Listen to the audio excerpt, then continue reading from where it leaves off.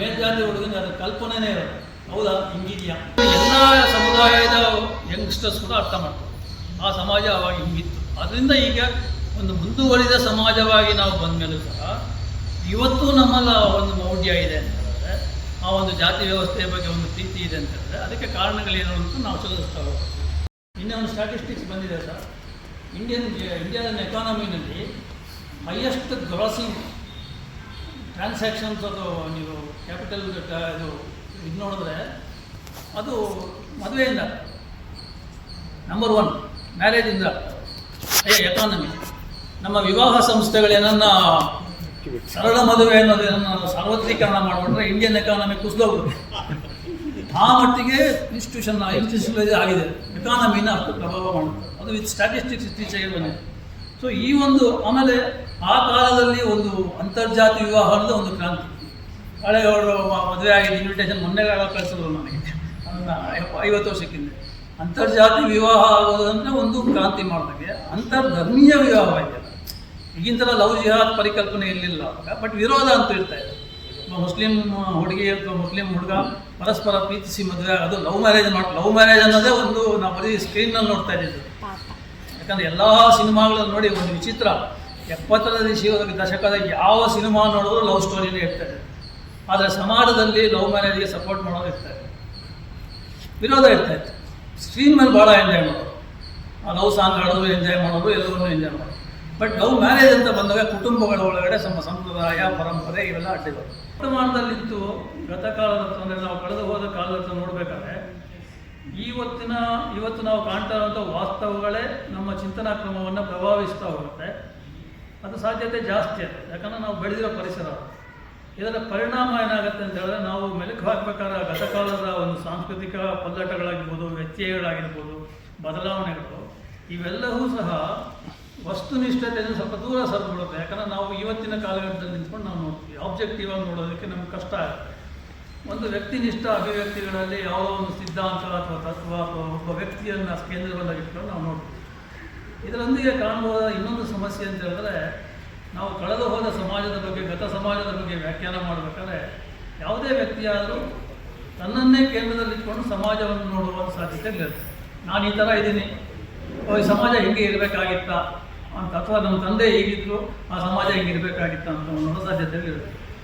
ತನ್ನನ್ನೇ ಕೇಂದ್ರ ಬಿಂದುವಾಗಿರಿಸಿಕೊಂಡು ತನ್ನ ಗ್ರಹಿಕೆಯಲ್ಲಿ ಅಂದಿನ ಸಮಾಜ ಹೇಗಿತ್ತು, ಹೇಗಿರಬಾರ್ದಿತ್ತು, ಹೇಗಿರಬೇಕಿತ್ತು, ಈ ರೀತಿಯ ಒಂದು ಆಲೋಚನಾ ಲಹರಿ ನಮ್ಮಲ್ಲಿ ಹರಿಯೋಕ್ಕೆ ಆರಂಭವಾಗ್ತದೆ. ಸೊ ಇವತ್ತು ನಾವು ಕಾಣ್ತಾ ಇರೋ ಒಂದು ದಲಿತ ಚಳುವಳಿಗಳ 50 ವರ್ಷದ ಸುತ್ತ ನಡೆಯುತ್ತಿರುವ ಒಂದು ಸಂವಾದವನ್ನು ನೋಡಿದಾಗ ಎಲ್ಲರ ಭಾಷಣ ಉಪನ್ಯಾಸಗಳಲ್ಲಿ ನಿಮ್ಗೆ ಇದನ್ನೇ ಗಮನಿಸ್ತೀವಿ.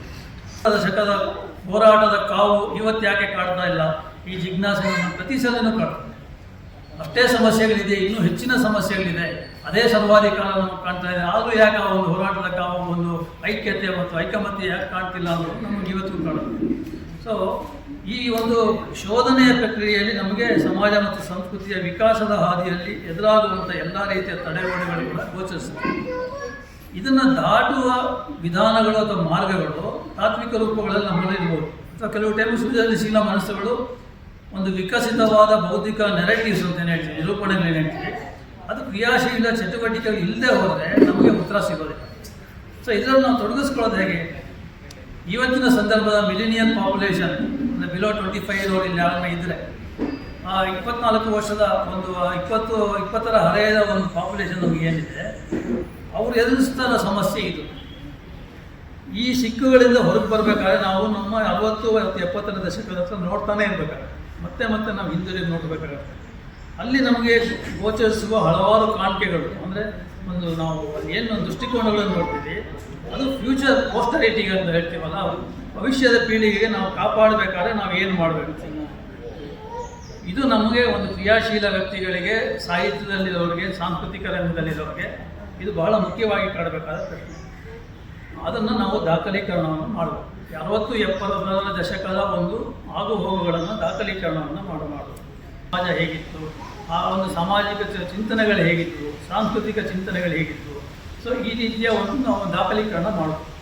ಇಂಡಿಯನ್ ಹಿಸ್ಟ್ರಿನಲ್ಲಿ ಅದು ಕಾಳೆಗೌಡರಿಗೂ ಚೆನ್ನಾಗಿ ಗೊತ್ತಿರಬೇಕು, ದಾಖಲೀಕರಣ ಅನ್ನೋದು ನಮ್ಮ ಪ್ರವೃತ್ತಿ ಆಗಿರಲಿಲ್ಲ. ಬ್ರಿಟಿಷರು ಬಂದ ಮೇಲೆ ಶುರುವಾಗಿತ್ತು. ನಾವು ಯಾವುದೊಂದು ರೆಕಾರ್ಡ್ ಮಾಡೋಕ್ಕೆ ಹೋಗ್ತಿರ್ಲಿಲ್ಲ. ಸೊ ದಾಖಲೀಕರಣ ಪ್ರಕ್ರಿಯೆ ಶುರು ಮಾಡಿದ್ದವರು ಇಂಗ್ಲೀಷ್ ಎಜುಕೇಷನ್ ಬಂದ ಮೇಲೆ ದಾಖಲೀಕರಣ ಶುರುವಾಗಿತ್ತು. ಹಾಗಾಗಿನೇ ಅಂಬೇಡ್ಕರ್ ಅವರ ಪೀಳಿಗೆಯಲ್ಲಿ ಒಂದು ಗಾಂಧಿ ಮತ್ತು ಅಂಬೇಡ್ಕರ್ ಅಷ್ಟೊಂದು ಅಧ್ಯಯನ ಮಾಡೋದಕ್ಕೆ ಸರಿಯಾಯಿತು. ಇವತ್ತಿಗೂ ನಮ್ಮಲ್ಲಿ ಆ ಕೊರತೆ ಇರೋದನ್ನು ನೀವು ನಮ್ಮ ಸಂಘಟನೆಗಳ ನಡುವೆ ನೋಡ್ಬೋದು. 50 ವರ್ಷಗಳಲ್ಲಿ ದಲಿತ ಸಂಘರ್ಷ ಸಮಿತಿಯಿಂದ ವಿವಿಧ ಬಣಗಳಿಂದ ಸಾವಿರಾರು ಶಿಬಿರಗಳನ್ನು ನಾವು ಮಾಡಿದ್ದೀವಿ. ಎಡಪಕ್ಷಗಳಿಂದ ಸಾವಿರಾರು ಶಿಬಿರಗಳು ನಡೆದಿದೆ. ಯಾವುದನ್ನು ಒಂದು ಶಿಬಿರದ ಒಂದು ಡಾಕ್ಯುಮೆಂಟ್ ದಸ್ತಾವೇಜು ನಮ್ಮ ಕೈಲಿದೆಯಾ, ಅಲ್ಲಿ ಏನು ಚರ್ಚೆ ಆಗಿದೆ ಅಂತ ನಾವು ದಾಖಲೆ ಮಾಡ್ಬೋದು. ಇವತ್ತಿಗೂ ನಾವು ಮಾಡ್ತಿಲ್ಲ. ಒಂದು ಸೆಮಿನಾರ್ ಮಾಡ್ತೀವಿ, ಸೆಮಿನಾರ್ ಮುಗಿಸ್ಕೋತೀವಿ, ಮನೆಗೆ ಹೋಗ್ತೀವಿ. ಡ್ರೆಸ್ಸಲ್ಲಿ ಏನು ಬರುತ್ತೋ ಅಷ್ಟೇ ಇದೆ. ಅದನ್ನೊಂದು ದಾಖಲೀಕರಣ ನಾವು ಮಾಡಿಲ್ಲ. ಅಂದರೆ ಇವಾಗ ಸಿದ್ಧಲಿಂಗಯ್ಯನವ್ರ ಬಗ್ಗೆ ನಾವು ಇಲ್ಲೇ ಮಾತಾಡ್ಕೊಳ್ತೇವೆ.